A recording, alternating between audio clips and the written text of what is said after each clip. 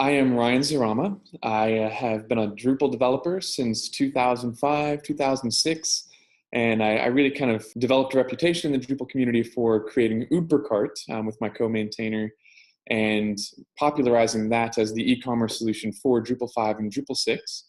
And then I founded Commerce Guys in 2009, originally to deliver services around UberCart. But when we had to change our strategy, I ended up developing Drupal Commerce instead. Up until last year, I had partners in Commerce Guys. In February 2016, I spun the business out, and now I'm the owner, president, CEO of the company with my two partners, Matt and Boyan. My name is Matt Glaman. I'm a senior Drupal consultant for Commerce Guys out of Southeast Wisconsin. There, I'm co-maintainer of Drupal Commerce 2 and a bunch of other contrib. My name is Bojan Jovanovic, and I'm a Drupal contributor from Serbia, and I'm the lead developer of Drupal Commerce 2.x, which is our rewrite of Drupal Commerce for Drupal 8. So, Commerce Guys started in 2009. And along the way, I started to work with Boyan in 2010 around the Google Summer of Code. And then several years later, Matt joined the team whenever we convinced him to quit his day job and join Commerce Guys full time. But we basically settled on this idea that right now we are focused on engineering simpler solutions to the hardest parts of selling online. And that kind of set the focus for us for a year and a half of continuing to finish Drupal Commerce 2.0, which is now released just last week in time for DrupalCon Vienna, and beginning to think about what other products and services need to be in place to support people to go out and solve their hard problems using that software. So back in 2010, I was looking for ideas for my Summer of Code project, and since I was already maintaining this contrib module for UberCart for Drupal 6, I figured it would be great to learn Drupal 7 and write it for UberCart for Drupal 7. And then I came across Ryan's blog post called A Rose by Any Other Name, which announced the creation of Drupal Commerce. And I said that would be pretty amazing. So I created this plan, and then unexpectedly he said, well, I could just mentor you. So that was the beginning of one very long friendship. So things that we got from the platform that were a really big game changer is the change in release cycles. When 8.0 was released, we had a lot of code that was contributed in Drupal Commerce and spun to the Entity API module and then pushed into core. So when 8.1 released, we were able to shed a lot of code.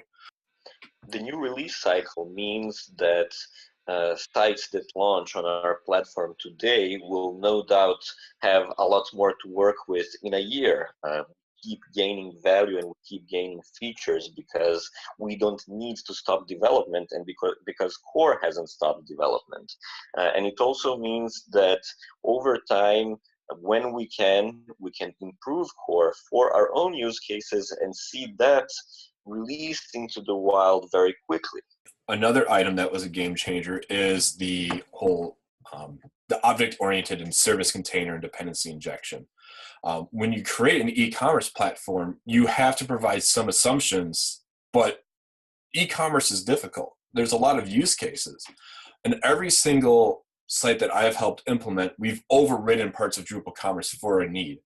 And previously with Drupal 7, overriding parts was near impossible unless you copy-pasted an entire module set.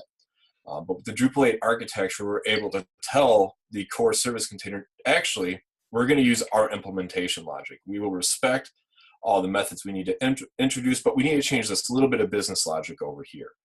I think that what we are doing wouldn't be possible for a team of our size and with our level of resources anywhere else.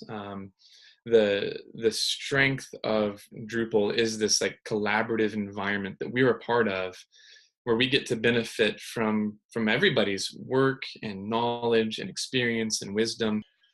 And Drupal core has whole topics that are worked on by very smart people that we need in our own platform, but that we don't need to personally develop. We can benefit from all of the work that has gone into making Drupal a great REST API.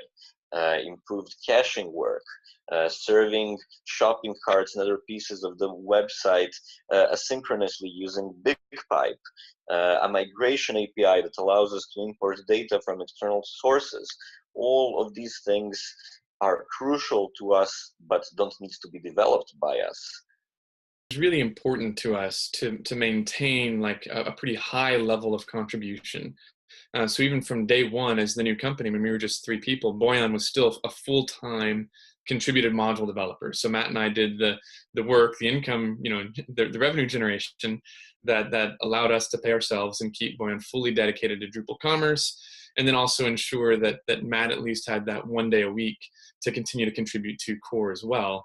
And just through some good sales work, we were able to get contracts in place that continued to fund core development, whether that was projects coming in through BlueSpark or Acromedia that were big Drupal 8 projects that funded Commerce 2.x work, or even just some like heroes who just showed up, like ThinkBean up in Boston, who literally just gave us money and said, we don't want anything from you. We just want you to use this to book more of Matt's time to Commerce 2.0. And so what happened was that we've maintained this spot in the list of all Drupal companies contributing to Drupal because of our activity, despite being a fraction of their size. I think even right now we're hovering somewhere around 300 commits in the last 90 days, and that's spread between our commerce projects, core work, and other contributed modules that are sort of dependencies of or tangential to Drupal commerce. We can get a lot of return value by giving back, because yes, we're technically competing for some projects, but there's such a market share that we can all greatly benefit by sharing more information, such as code, domain knowledge, and different tutorials.